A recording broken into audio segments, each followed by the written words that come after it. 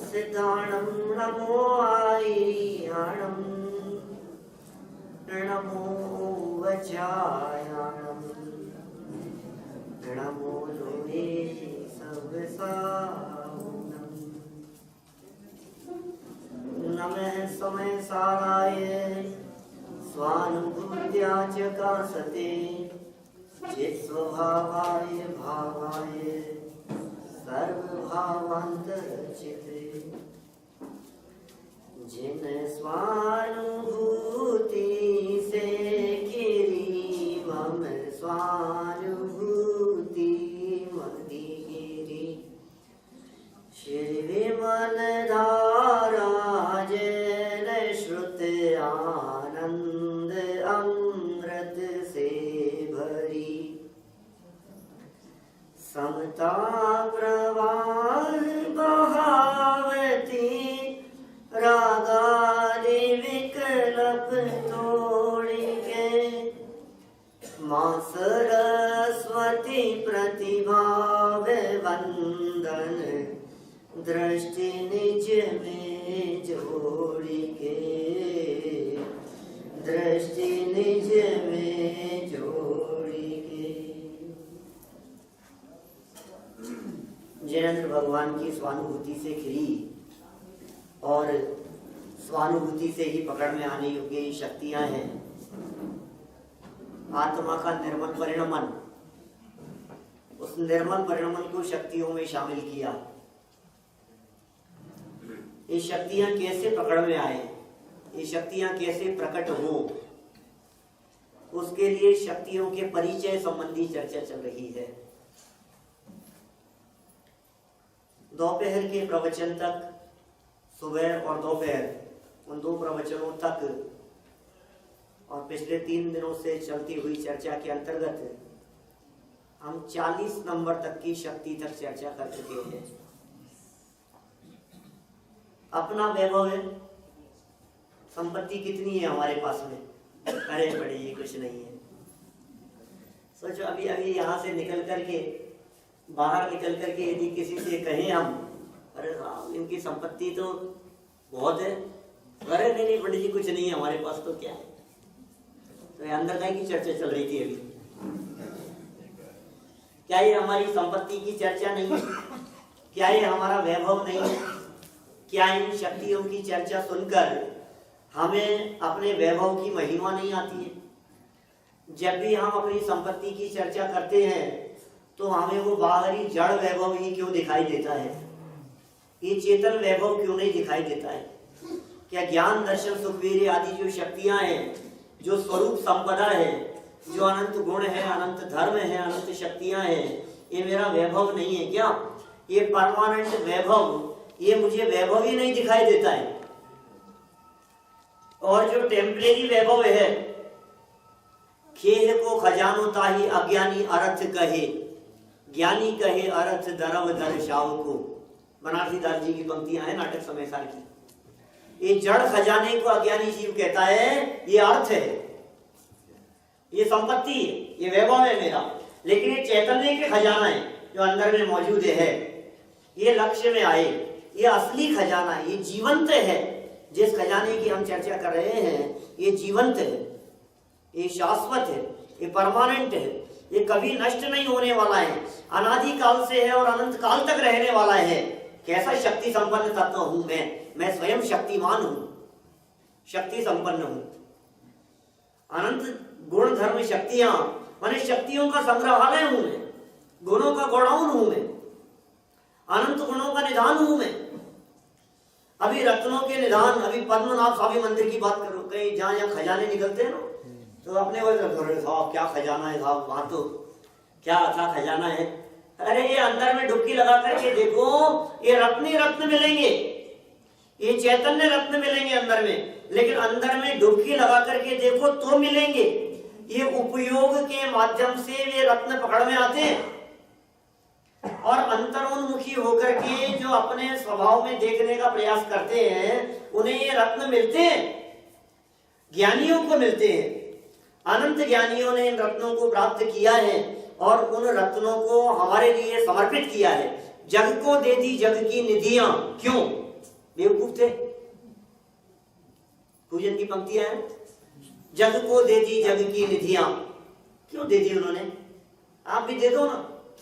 अरे नहीं साहब, हम कैसे दे दें, थोड़ा सा तो है, हमसे नहीं दिया जा सकता। जिन्हें अंदर में अपने रत्न मिल गए हों, जिन्हें बहुमूल्य रत्न मिले हों, वे इन जड़ रत्नों को जगत के मूर्खों के लिए समर्पित कर दें तो क्या हो गया इसमें? ये रत्न है, शक्तियां संभाल लें। कितनी है अपनी, कितनी हो गई? 40। तो 40 तो संभालने बराबर है या नहीं है? है ना? अंदर कौन कौन सी है? जीवत्व शक्ति, चिति शक्ति, दृष्टि शक्ति, ज्ञान शक्ति, सुख शक्ति, वीर्य शक्ति, प्रभुत्व शक्ति, विभुत्व शक्ति, सर्वदर्शित्व शक्ति, सर्वज्ञत्व शक्ति, स्वच्छत्व शक्ति, प्रकाश शक्ति, असंकुचित विकासत्व शक्ति, अकार्य कारणत्व शक्ति, परिणम्य परिणामकत्व शक्ति, त्यागोपादान शून्यत्व शक्ति,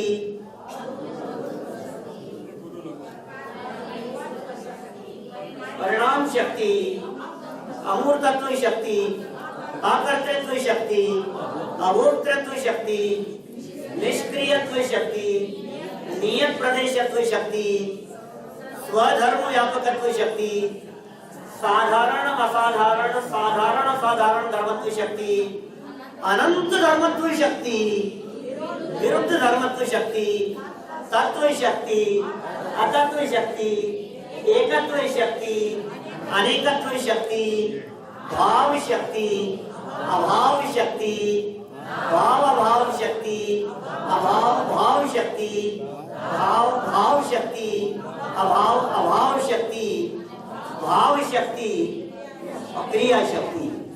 क्या शक्तियां हैं भाई? किसकी शक्तियों की चर्चा चल रही थी? लगता है आपको फील होता है इतनी पावर है मेरे में, इतनी शक्तियां हैं। 40 और बढ़ती जा रही है तो रोजाना हर प्रवचन में, प्रवचन तो प्रवचन बढ़ती जा रही है शक्तियां। कब तक बढ़ती जाएंगी ऐसी? अरे बढ़ नहीं रही है, जो मौजूद है उनको गिन रहे हैं हम। आपको ऐसा फील होता है कि नहीं, अपनी तिजोरी में रखे हुए धन को बार बार तिजोरी खोल करके संभालते हो, बार बार गिनते हो तो मजा आता है ना? बढ़ता होगा? बढ़ता तो नहीं है लेकिन मजा आता है। बार बार में धन देखते ना कितना है, कितना हो गया। बार बार अपनी एफडीओ को संभालता है, बार बार अपने लॉकर में जाकर के संभालता है, अपने धन को देखता है, देख देख करके खुश होता है। हम कह रहे हैं ऐसी अपनी शक्तियां उछल रही है अंदर में, ये देख देख करके प्रसन्नता होनी चाहिए, चेहरा खिल जाना चाहिए। ये शक्तियां किसी और में नहीं है, ये शक्तियां मुझ में हैं। जिन शक्तियों की यहाँ चर्चा चल रही है, ये शक्तियां परमात्मा की शक्तियां नहीं है, ये आत्मा की शक्तियां हैं। ये अरहंतों और सिद्धों की शक्तियां नहीं है, ये मेरी शक्तियां हैं।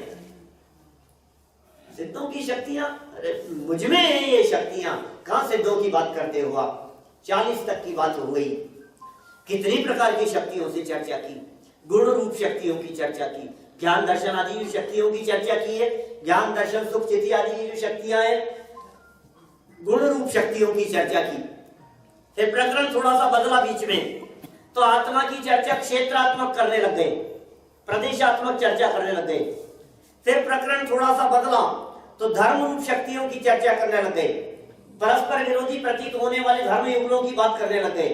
फिर प्रकरण थोड़ा सा और बदला कि साहब आप जिन शक्तियों की बात कर रहे थे, ये सारी शक्तियां तो ऐसी थी जो परमानेंट पड़ी है, अनादि अनंत है, अब क्या मजा नहीं आ रहा है। तो उन्होंने कहा नहीं, ऐसी भी शक्ति है जो पर्याय में भी काम करती है। तो फिर 6 शक्तियों का ग्रुप दे दिया, भाव अभाव, भाव अभाव, अभाव भाव, भाव भाव और अभाव अभाव। ये क्या शक्तियां थी, सारा वजन उतार दिया। फिर इतने विकल्प थे, क्या होगा, सुबह की क्या व्यवस्था होगी, प्रवचन कब होगा, कौन से समय होगा, पहुंचूंगा कि नहीं, वहां कितने काम रहते हैं ना दिमाग में। आप सबके दिमाग में भी होंगे ना, प्लानिंग है या नहीं आप लोगों की? सब प्लानिंग नहीं है आप लोगों की? आगे बात कल खत्म हो रहा है अपना तो यहाँ स्टार्टिंग का। नहीं नहीं, प्लानिंग बना के आए हैं। आपकी तो क्या, आप तो यही हो, बाहर से आने वालों से पूछो, बराबर प्लानिंग है बिल्कुल। लेकिन भाई साहब ये सारी प्लानिंग धरी रह जाती है, किस समय क्या होना है रंच मात्र पता नहीं है आपको, कुछ पता नहीं है कौन से समय क्या होना है। आपसे पूछ पूछ करके काम नहीं होता। मैं जयपुर से निकला 27 को, श्रवण बेलगोला। 31 तारीख के मेरे टिकट थे यहां आने के लिए, 31 को आना था, है ना।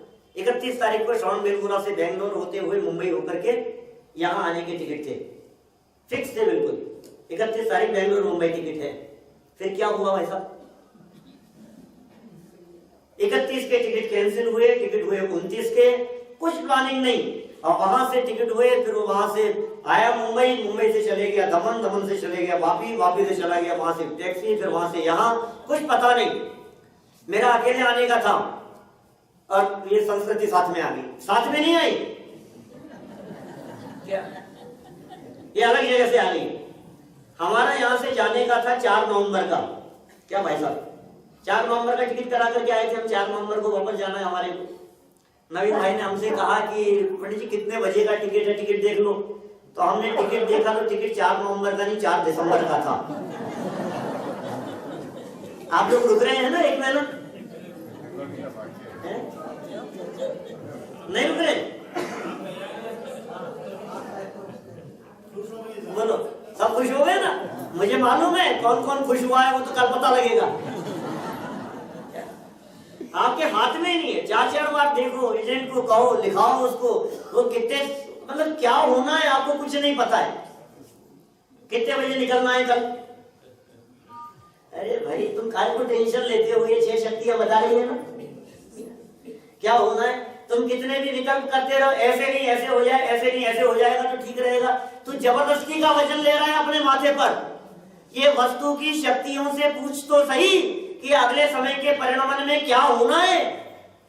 ये भाव अभाव शक्ति कह रही है कि ये पर्याय बदलेगी, और अभाव भाव शक्ति ये कह रही है कि कौन सा परिणमन अगले समय में आएगा। सारी प्लानिंग धरी रह जाती है आपकी, सब कुछ कौन क्या करे। बोलो रामचंद्र जी का राज्याभिषेक होना था सुबह, अब बोलो क्या करना है। पूरी प्लानिंग है ना, राज्याभिषेक की पूरी तैयारी हो गई ना, अब क्या होगा, होगा कि नहीं राज्याभिषेक। बोलो अच्छे बड़े बड़े ज्योतिषियों ने मुहूर्त निकाला है, समय देखा है, पूरी प्लानिंग है, पूरे अयोध्या वाले। अच्छा कौन ऐसा था जो रामचंद्र जी का राज्याभिषेक नहीं चाहता था। पूरे अयोध्यावासी चाहते हैं, अच्छा मुहूर्त निकाला है, अच्छा समय है, सुबह राज्याभिषेक होना है। होना है कि नहीं, नहीं होना। किरण भाई क्या होना है दूसरे दिन सुबह, वनवास होना है। ये सब रामचंद्र जी के विरोधी बैठे हैं यहाँ।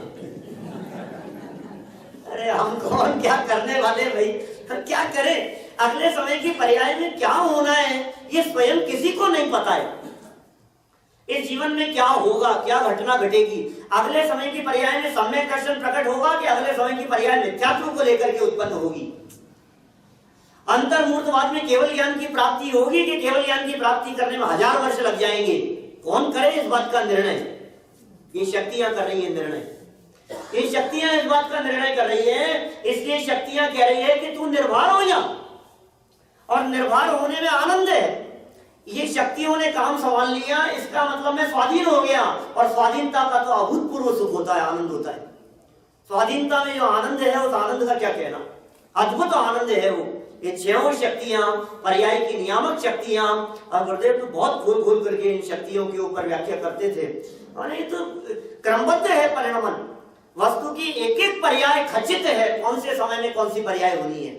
आप फेर बदल करके बताओ।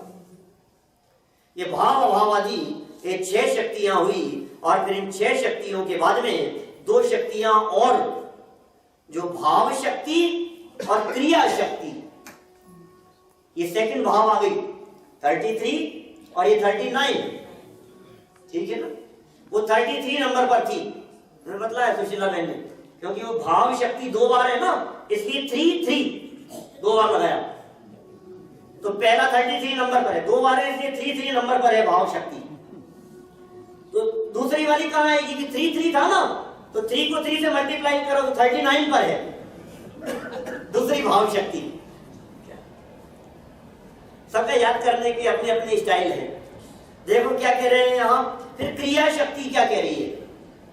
39 नंबर वाली भाव शक्ति ने ये कहा, ये भाव शक्ति ये बतला रही है कि तुम राग द्वेष आदि षट कारकों रूप से परिणमित नहीं होते। राग द्वेष आदि षट कारकों का मैं करता नहीं हूं, कर्म संप्रदाय अपादान आदि कुछ नहीं हूं मैं। ये राग द्वेष आदि जो होते हैं ये मुझ में होते ही नहीं है। उससे भिन्नता बतलाने के लिए ये भाव शक्ति कही। लेकिन क्रिया शक्ति ने फिर बात कह दी कि तुम निष्क्रिय जड़ न हो जाओ, ऐसा मत समझ लेना। ये कूटस्थ द्रव्य की चर्चा नहीं है, ये तो उछलती हुई शक्तियों की चर्चा है। तो उछलती हुई शक्तियों की चर्चा में ये क्रिया शक्ति कहती है कि निर्मल पर्याय रूप जो परिणमन होता है वो परिणमन तेरा है। वो निर्मल पर्याय अपनी योग्यता से जो परिणमित होती है, षट कारक रूप से परिणमित होती हुई निर्मल पर्याय प्रकट हो सके, ऐसी एक शक्ति है। उस शक्ति का नाम क्रिया शक्ति कहकर के यहां पुकारा गया। सम्यक दर्शन आदि निर्मल पर्यायों के षट कारकों से सहित होने रूप शक्ति। क्या कहा? एक भाव शक्ति और एक क्रिया शक्ति। भाव शक्ति ने कहा विकारी पर्यायों के षट कारकों से रहित होने रूप शक्ति, और क्रिया शक्ति ने कहा निर्मल पर्यायों के षट कारक रूप परिणमन करने की शक्ति। ये भाव शक्ति और क्रिया शक्ति। अब जब इन दो शक्तियों के माध्यम से और पिछली भी शक्तियों में जब षट कारक की चर्चा आ रही थी, तो मानो शिष्य ने पूछ लिया, इधर कारकों की बात को समझ में नहीं आ रही है, क्या कहना चाह रहे हो आप? ये कारक का क्या चक्कर है? बोले ये भी शक्तियां हैं, तुम्हें नहीं पता? 6 कारक नहीं पढ़े तुमने? ये कारक तो पढ़े लेकिन शक्ति रूप से नहीं पढ़े हमने। पाठमालाओं में हमने कारक तो पढ़े, करोति क्रियाम निर्वर्त्यति कारक है, जो काम को करे उसे कारक कहते हैं। तो काम को करने वाला कौन है?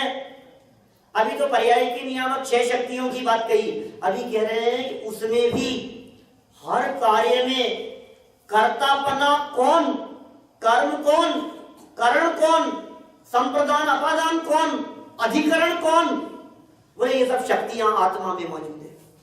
देखो ग्रुप बना करके बात करते हैं। 41-42 नंबर की शक्ति है।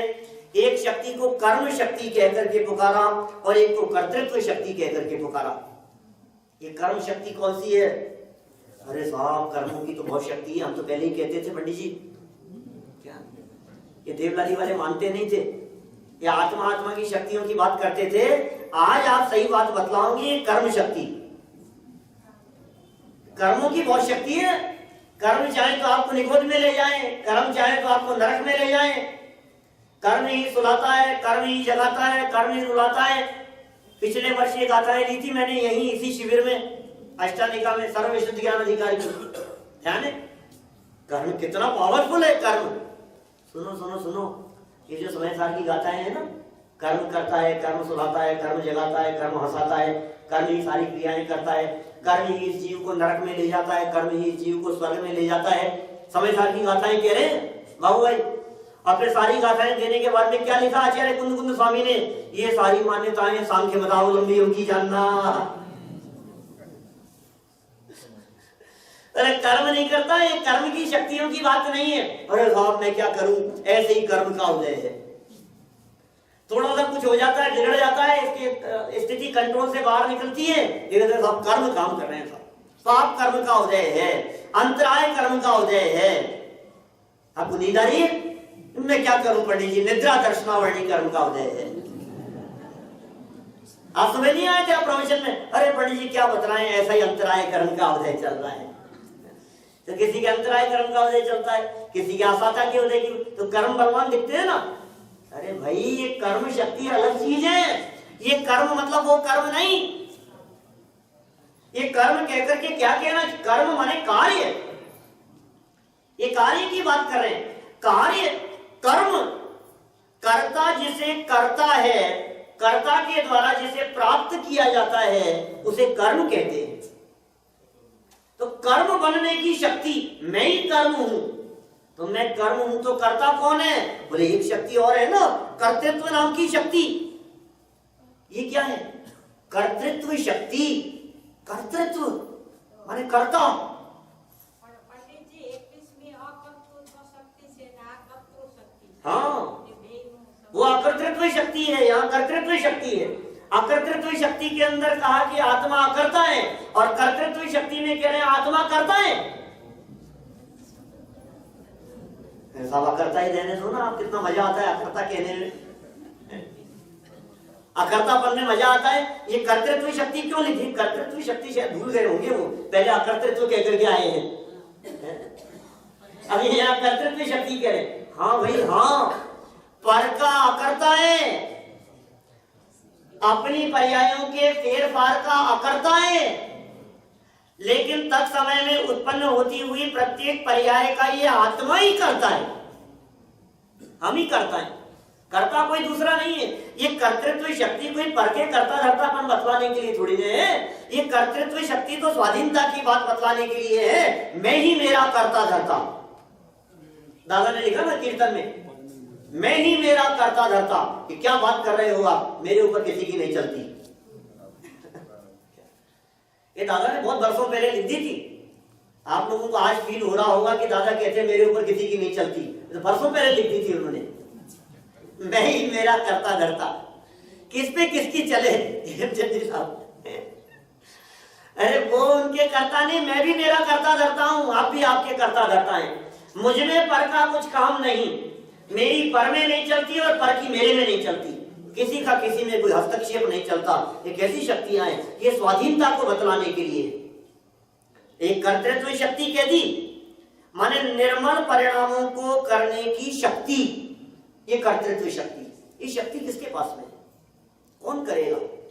सम्यक दर्शन कौन प्रकट करेगा? आत्मा की अनुभूति कौन करा देगा? कौन करे? खुद करे। ये शक्ति मेरे में है।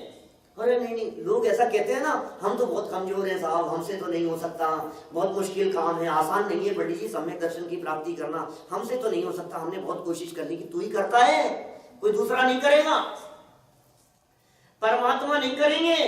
हम स्वयं ही सम्यक दर्शन, निर्मल पर्याय, अतीन्द्रिय आनंद, मोक्ष मार्ग, रत्नत्रय, इन समस्त प्रकट होने वाली पर्यायों के कर्ता हम स्वयं हैं। ऐसी शक्ति है हमारे में कि हम उन पर्यायों के कर्ता बन सके। ये कर्तृत्व नाम की शक्ति मेरे में मौजूद है। कितनी पावर आती है वो लोग ये जानते ही।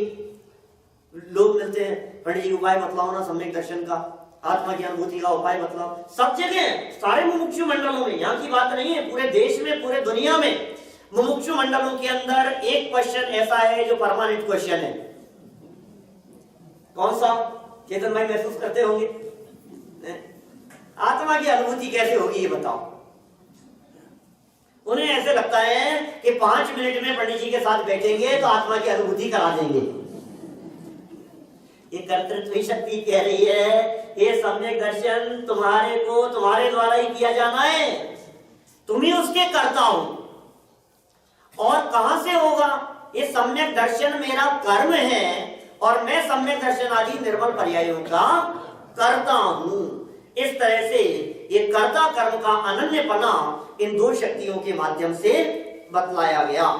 भगवान आत्मा को न तो इसमें कुछ करना है, न पर में कुछ करना है, न पर के पास में कहीं जाना है, कहीं जाने आने का काम नहीं है, मैं ही मेरा करता रहता। चलो कर्तृत्वपन की बात हो गई कि नहीं साहब लेकिन कुछ साधन तो होगा, कोई विधि तो बतलाओ, क्योंकि अब आपने कह दिया करने वाला मैं हूं और मेरे में ही करना है, तो प्रोसेस क्या है? सम्यक दर्शन प्रकट करने की प्रक्रिया क्या है? प्रक्रिया तो बहुत जरूरी है। साधन क्या होगा? कौन से साधन से सम्यक दर्शन की प्राप्ति होगी? तो एक और शक्ति दी आगे, जैसे करण शक्ति कह करके पुकारा। करण माने क्या होता है? करण माने साधन, साधक तमम करणम, जो साधक तम हो उसे करण कहते हैं। यहां करण शक्ति की परिभाषा देते हुए लिखा है, भवत भाव भवन साधक तमत्वमयी करण शक्ति है। क्या कहा? भवत भाव भवन साधक तमत्वमयी, साधक तमत्वमयी क्या है? करण शक्ति। ओ क्या कह रहे हैं? सम्यक दर्शन आदि निर्मल पर्यायों को प्रकट करने का साधन भी कहीं बाहर में नहीं है, ये साधन रूप शक्ति मेरे में मौजूद है, ये करण शक्ति है। कौन से साधन की जरूरत है सम्यक दर्शन की प्राप्ति के लिए? बाह्य साधनों की जरूरत नहीं है। कितने उपवास करें कि सम्यक दर्शन की प्राप्ति हो जाए? कौन सा व्रत लूं कि सम्यक दर्शन की प्राप्ति हो जाए? 5 अणुव्रतों से सम्यक दर्शन होगा या महाव्रत लेने से होगा? गुण व्रत लूं या शिक्षा व्रत लूं? अष्टमूल गुणों के पालन से तो होगा ना। अष्टानिका में 8 दिन के उपवास कर लेते हैं भाई, तब तो हो जाएगा। ये तुम्हारा साधन ही गलत है, गलत साधन पकड़ लिया तुमने, इससे नहीं हो सकता।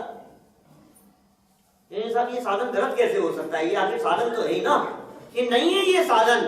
शास्त्रों में इनको साधन नहीं कहा है। साधक नाम का जो साधन नाम का जो करण है, जिसे साधन कहकर के पुकारा है, निर्मल पर्यायों के प्रकट होने का साधन कहीं बाहर में नहीं है, वो शक्ति अपने अंदर है, उसे करण शक्ति कहकर के पुकारा है। कितना मजा आता है, ऐसा लगता है बाहर जाने की जरूरत ही नहीं है। मैं जबरदस्ती बाहर में देख रहा था, इसको देख रहा था, उसको देख रहा था, ऐसा लग रहा था मेरे को इससे सम्यक दर्शन हो जाएगा। क्या करूं? समय सार पढ़ने से होगा कि नहीं होगा? माला का जाप करने से, तो 16 का भोजन करने से, उससे भी नहीं होगा। तो रोजाना पक्षाल करने से समय शिखर जी में होगा या नहीं? समय शिखर जी में नहीं होगा। क्यों नहीं होगा? नहीं होता है। निज आत्मा जाने नहीं, अर पुण्य ही करता रहे। योग सार की गाथा है योगेंद्र देव की। निज आत्मा जाने नहीं, अर पुण्य ही करता रहे, तो सिद्ध सुख पावे नहीं, संसार में फिरता रहे। एक गाथा है। अब इस एक गाथा से नितिन भाई आपको 25 गाथाएं बनानी है। और कठिन नहीं है, बहुत सरल। चेतन भाई क्या कर सकते हैं? रावणी भाई बनाओ। निज आत्मा जाने नहीं, अर दान ही देता रहे। निज आत्मा जाने नहीं, अर भक्ति ही करता रहे। निज आत्मा जाने नहीं, उपवास ही करता रहे। निज आत्मा जाने नहीं, स्वाध्याय ही करता रहे। निज आत्मा जाने नहीं, अर जाप ही करता रहे। निज आत्मा जाने नहीं, तीर्थ क्षेत्र में फिरता रहे, तो क्या होगा?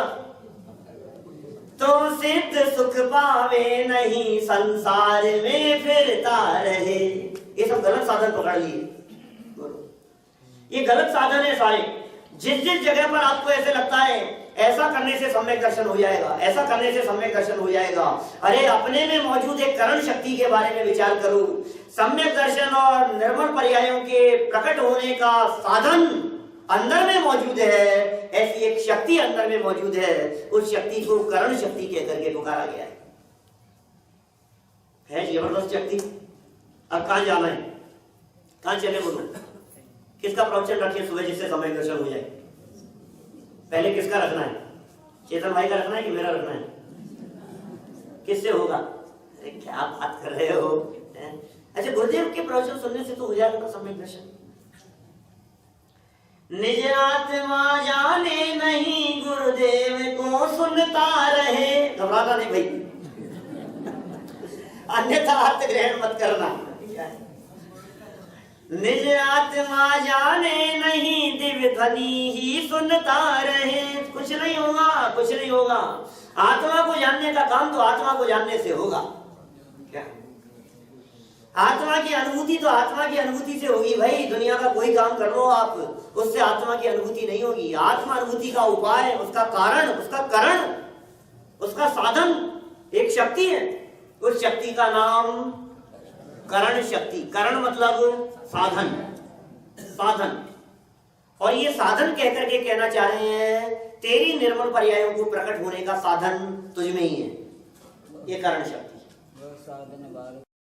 हाँ, श्रीमद जी की पंक्तियां देखो क्या कह रहे हैं यहाँ। ये करण शक्ति समझ में आ गई? आगे बढ़े थोड़ा सा।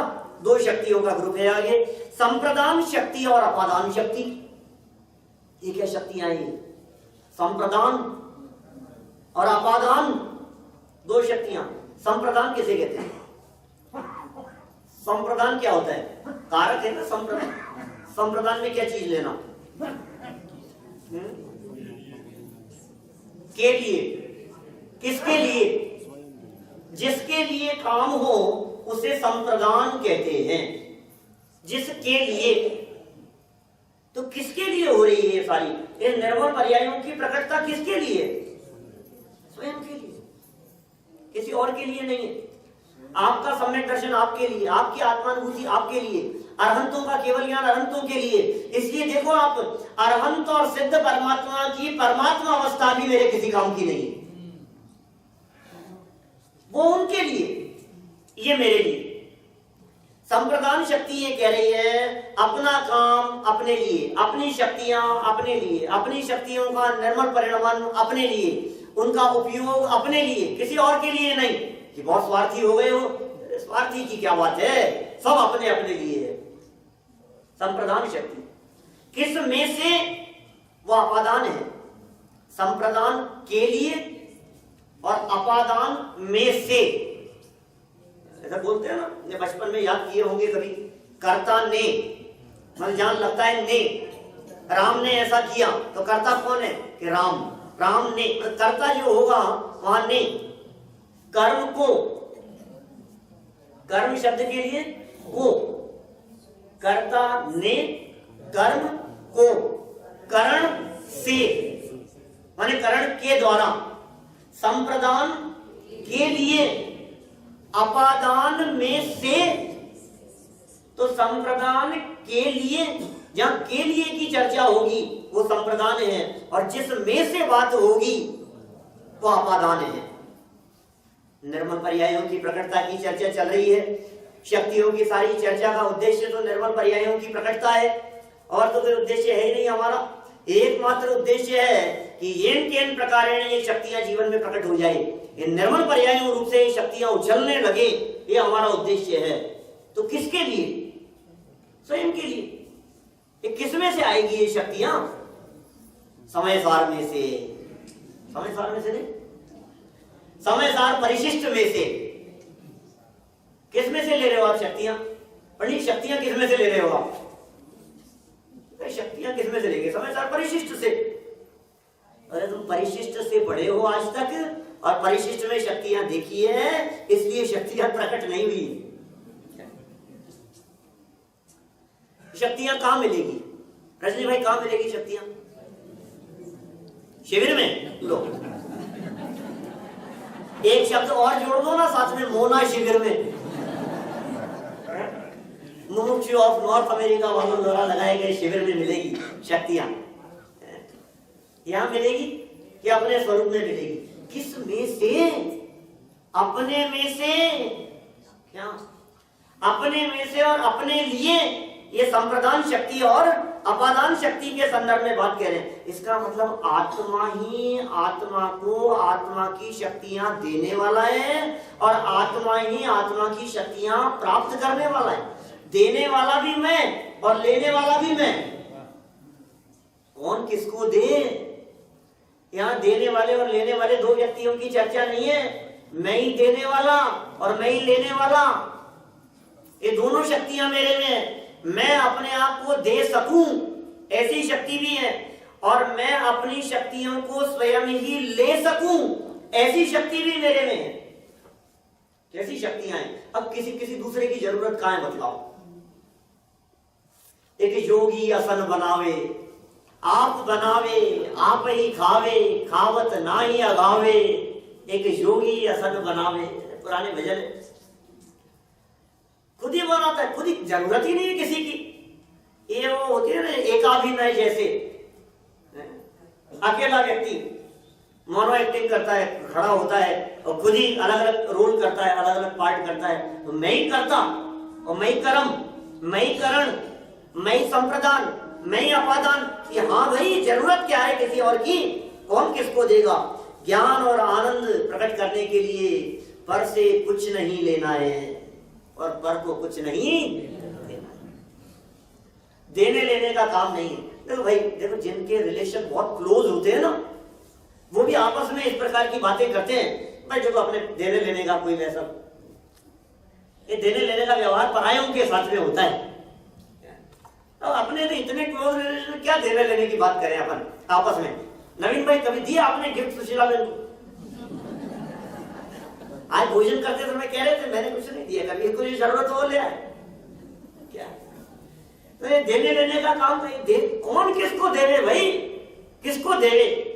ये जो निर्मल पर्यायें उत्पन्न हो रही है, ये निर्मल पर्यायें मेरे लिए और मेरे में से, ये दोनों शक्तियां हैं। मेरे में से ये अपादान शक्ति और मेरे लिए ये संप्रदान शक्ति। लेन देन तो दो में होता है। हाँ बहुत अच्छी बात कह रहे हैं, लेन देन तो दो में होता है। भाई ये जो दो में लेन देन की बात होती है, ये व्यवहार है क्या? और वास्तव में इस तरह का भेद है नहीं। ये तो समझने समझाने के लिए बतला रहे हैं, क्योंकि लेन देन की भाषा ही समझ में आती है ना, क्या करें, हमें भाषा ही ऐसी समझ में आती है। अभी हम धन की चर्चा कर रहे हैं, अभी हम वैभव की चर्चा कर रहे हैं, तो हमें वैभव की बात समझ में आती है, हमें धन की बात समझ में आती है, क्या करें। तो देखो ये और हो गई आत्मा की ये शक्तियां। अब आगे और चलो, अब दो और बची है ना। एक शक्ति है आगे अधिकरण। कौन सी शक्ति? अधिकरण। क्या कह रहे हैं अमृतचंद्र स्वामी अधिकरण शक्ति के बारे में? भाव्यमान भावाधारत्वमयी अधिकरण शक्ति है। क्या कहा? भाव्यमान भावाधारत्वमयी अधिकरण शक्ति। ओ, ये आत्मा भाव्यमान भाव के आधार पने रूप है। धर्म का आधार है ये आत्मा, रत्नत्रय का आधार है ये आत्मा। किसके आधार से रत्नत्रय प्रकट होता है, किसके आधार से मोक्ष मार्ग प्रकट होता है, किसके आधार से मोक्ष मार्ग की पूर्णता होती है, उसका बेस कौन है, किसके आधार से होगा? बोलो, अपने आधार से। किसी और के आधार की जरूरत। आधार मतलब आश्रय, आसरा। प्रभु तेरा ही सहारा, जिसे हम सहारा कहकर के पुकारते हैं। कहते हैं ये सम्यक दर्शन रत्नत्रय निर्मल पर्यायों का आधार कौन? भगवान, तीन लोक के नाथ। चार शरण कहे, अनंत परमात्मा शरण है, सिद्ध शरण है, साधु शरण है, और केवली भगवान द्वारा बतलाया गया वितराग धर्म शरण है। ये चार है ना शरण। तो ये चार तो सहारे है ना, कि नहीं?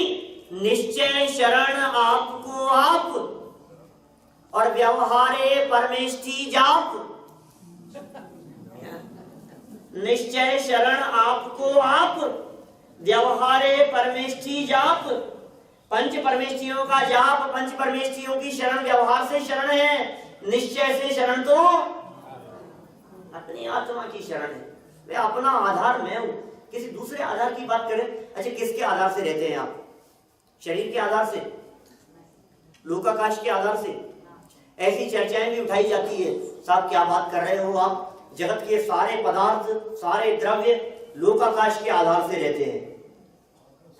आकाश के आधार से रहते हैं ना।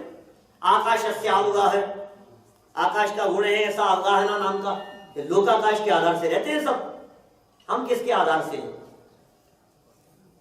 पर के आधार से नहीं है, अपने आधार से हैं। ये अधिकरण शक्ति ये बात कह रही है। इसलिए रत्नत्रय ये क्या कहना चाहते हैं इस शक्ति के माध्यम से, कि भैया सुन, ये रत्नत्रय प्रकट करने के लिए, निर्मल पर्याय प्रकट करने के लिए पर पदार्थों का आधार नहीं है, शुभ भाव का भी आधार नहीं है,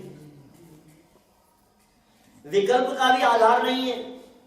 विकल्पों के आधार से रत्नत्रय प्रकट नहीं होता, शुभ भाव के आधार से रत्नत्रय प्रकट नहीं होता, शुभोपयोग के आधार से भी रत्नत्रय प्रकट नहीं होता, परलक्षी बुद्धि के अवलंबन से रत्नत्रय प्रकट नहीं होता। तो बोले आधार क्या है? बोले एक शक्ति है ना तेरे पास में। किसकी है वो शक्ति? अपनी शक्ति, स्वयं ही स्वयं का आधार है। ऐसा आधार, आधार देने वाला आकाश आदि पदार्थों के आधार से ये टिका हुआ नहीं है। ये गायक भगवान आत्मा अपने ही आधार से टिका हुआ है। मेरा मोक्ष मार्ग मेरे आधार से है। अब कब प्रकट होगा? बोले तुम्हारे ऊपर ही डिपेंड करता है। सम्यक दर्शन कब होगा? किसके आधार से होगा? बोले साहब तुम्हारे आधार से होगा। तो फिर भी आप टाइम तो बता दो, तुम्हारे ऊपर है कि कितना टाइम लगेगा, कि हम नहीं कह सकते। एक व्यक्ति स्टेशन पर जाना था उसको, तो उसने किसी व्यक्ति से पूछा कि भाई साहब स्टेशन जाना है मेरे को, कितना टाइम लगेगा, कितनी देर में पहुंचूंगा? जवाब नहीं दिया। दोबारा फिर पूछा कितनी देर में पहुंचूंगा भाई साहब स्टेशन जाने में? जवाब नहीं दिया। फिर पूछा भाई साहब प्लीज मेरे को बता दो ना कितनी देर लगेगी मेरे को स्टेशन पहुंचने में? कुछ नहीं बोला यार, कुछ नहीं बोलता है। वो चलने लगा स्टेशन की तरफ, तो पीछे से आवाज आई कि 7 मिनट में, 10 मिनट में। तो घूम करके आया, बोले 10 मिनट से पूछ रहा था, 2-4 बार तुमसे पूछा था, तुमने जवाब नहीं दिया। कि नहीं, जब तुम चले तो पता लगा तुम किस स्पीड से चलोगे। तुम किस स्पीड से चलोगे उस आधार पर बताएंगे ना कि कितना टाइम लगेगा। हम कैसे बताएं? तो सम्यक दर्शन की प्राप्ति में कितना टाइम लगेगा रमणीक भाई? कितना टाइम लगेगा? अच्छा, केवल ज्ञान की प्राप्ति में कितना टाइम लगता है? अंतर्मूर्त। और बाहुबली स्वामी को तो 12 महीने लग गए, और ऋषभ देव को 1000 वर्ष लग गए। Depend on speed. आप रुकते रुकते जाओगे तो टाइम लगेगा ही ज्यादा। अच्छा बतलाओ, यहां से मेरे को जयपुर जाने में कितना टाइम लगेगा? कि पहले ये बताओ पंडित जी, कौन से साधन से जा रहे हो, कैसे जा रहे हो, डायरेक्ट जा रहे हो कि कहीं दूसरी जगह रुकते रुकते जा रहे हो? तो किस पे डिपेंड करता है? मेरे ऊपर डिपेंड करता है। तो रत्नत्रय आदि जिनकी यहाँ चर्चा चल रही है, बोले इनका आधार क्या है? बोले इनका आधार तुम स्वयं हो। ये कब प्रकट होगा रत्नत्रय, कितने समय में प्रकट होगा? बोले ये तुम्हारे ऊपर निर्भर करता है। तुम चाहो तो अभी प्रकट हो जाए, क्योंकि आधार कोई दूसरा नहीं, किसी दूसरे का अवलंबन लेना नहीं है। सम्यक दर्शन की प्राप्ति आपको अभी बैठे बैठे हो सकती है। सम्यक दर्शन की प्राप्ति आपको कल सुबह भी हो सकती है। सम्यक दर्शन की प्राप्ति में आपको 2 महीने भी लग सकते हैं, 2 साल भी लग सकते हैं, 2 जन्म भी लग सकते हैं। और 2000 सागर में भी नहीं होंगे तो क्या होगा? अनगिनती काल पूरे हो जाए, नहीं हो तो नहीं हो। तो किस पर निर्भर करता है? आधार कौन, किसके आधार पर बात कर रहे हो आप? कि तुझमें है भैया ये शक्ति। अपनी उस शक्ति को पहचान और बाहर में आधार तलाशने का विकल्प तोड़, और अपने को अपना आधार बनाकर उसके अवलंबन से रत्नत्रय प्रकट कर। जब भी जाग जाओ तभी है सवेरा। कौन सी शक्ति कही है? अधिकरण। अधिकरण मतलब आधार। किसका आधार? रत्नत्रय का, निर्मल पर्यायों का। ठीक है ना?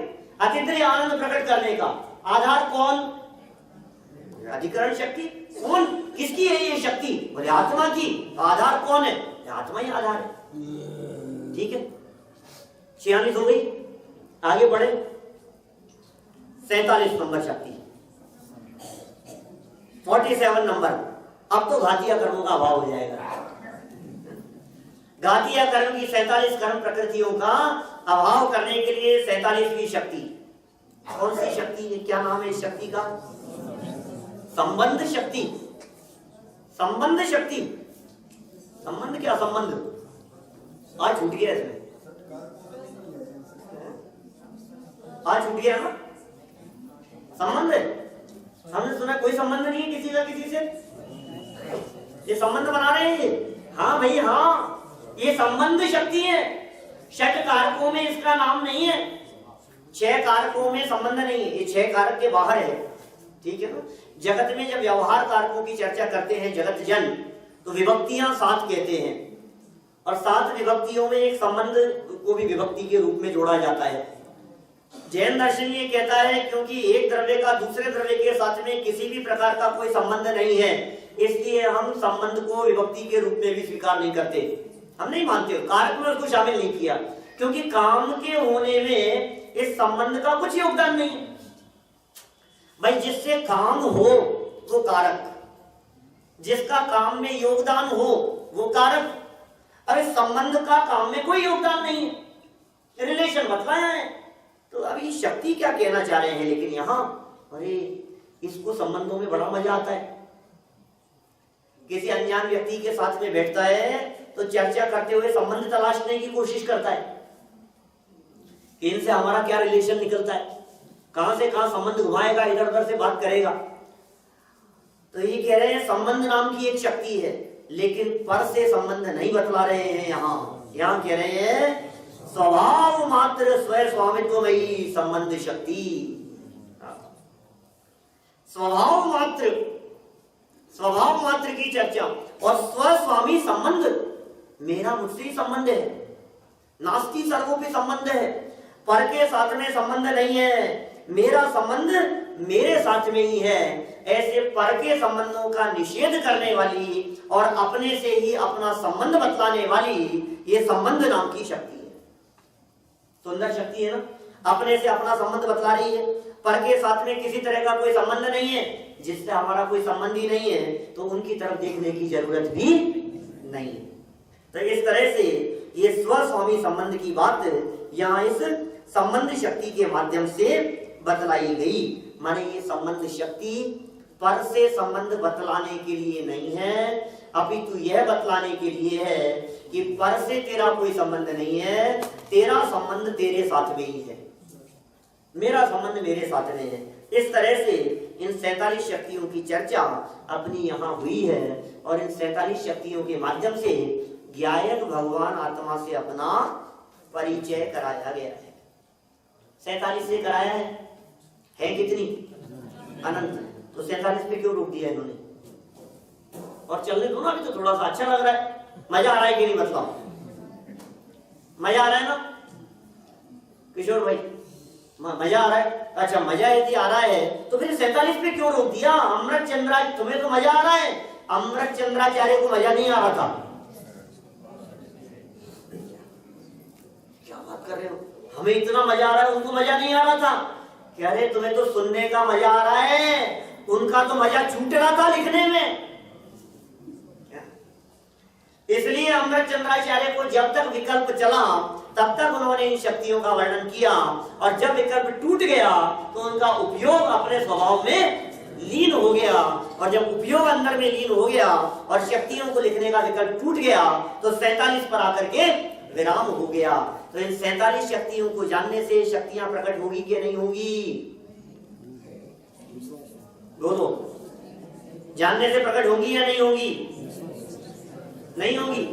देखो भाई, ये 47 शक्तियां हमारे आत्मा में मौजूद है, किसी और में नहीं है, मेरे आत्मा में।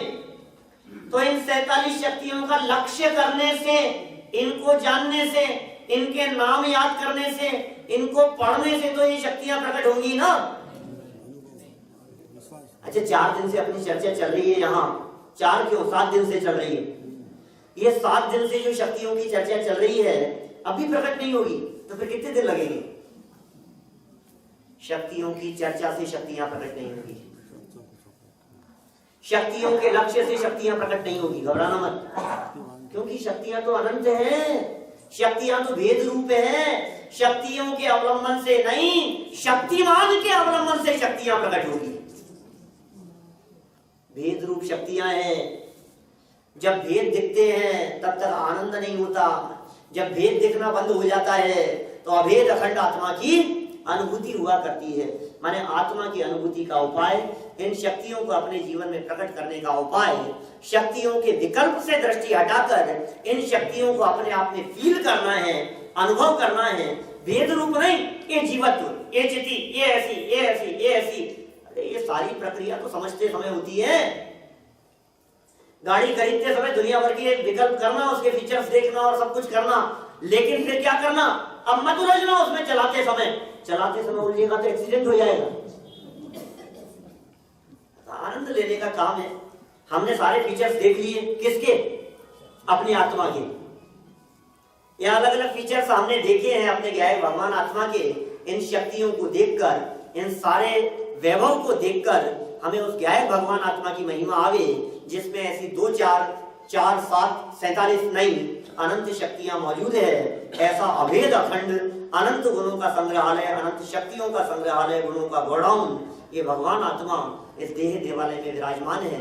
सर्व विकल्प तोड़कर जब निर्विकल्प होकर उस आत्म तत्व का अनुभव किया जाता है तो आंशिक रूप से वे शक्तियां जीवन में प्रकट हुए बिना नहीं रहती है। हम सभी के जीवन में ये शक्तियां आंशिक रूप से भी प्रकट हो और एक दिन ऐसा आए जब अनंत शक्तियों से संपन्न होकर हम सभी सिद्धालय में जाकर के विराजमान हो। हम सब की ऐसी दशा एक न एक दिन अवश्य प्रकट हो। इसी मंगल भावना से बात को यही